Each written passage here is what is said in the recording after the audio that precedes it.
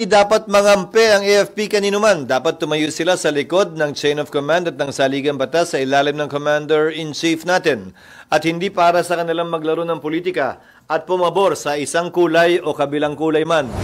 Pero anong gusto niyang palabasin? Magbabangayan ang sundalo at ang pulis?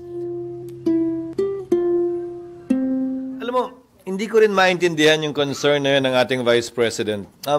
Maliban sa ito'y patuloy sa pagpapatuloy ng tila mensahe na common sa kanila na umaapila palagi sa sandatahang lakas sa anumang level, anumang issue, anumang kaganapan.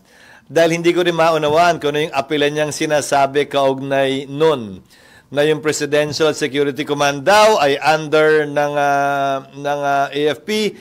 Pero anong gusto niyang palabasin? Magbabangayan ang sundalo at ang pulis?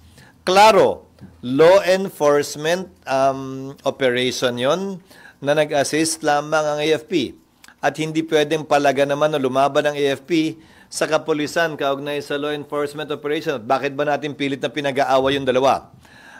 Ulitin ko, marahil bahagi lamang ito sa constant na apila ng kanilang panig kaugnay sa Armed Forces of the Philippines.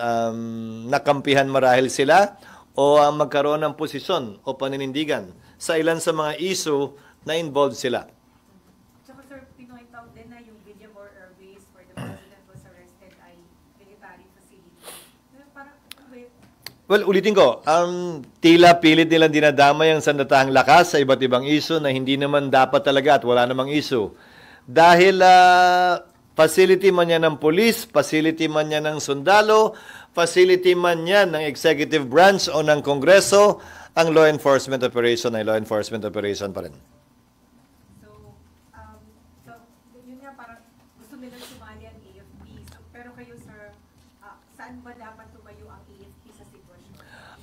Hindi dapat mangampi ang AFP kanino man. Dapat tumayo sila sa likod ng chain of command at ng saligang batas sa ilalim ng commander-in-chief natin. At hindi para sa kanilang maglaro ng politika at pumabor sa isang kulay o kabilang kulay man.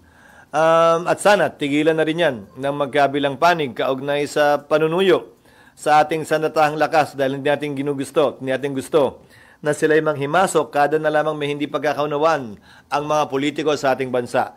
Hindi nila trabahong maging referee sa anumang issue political sa ating bansa.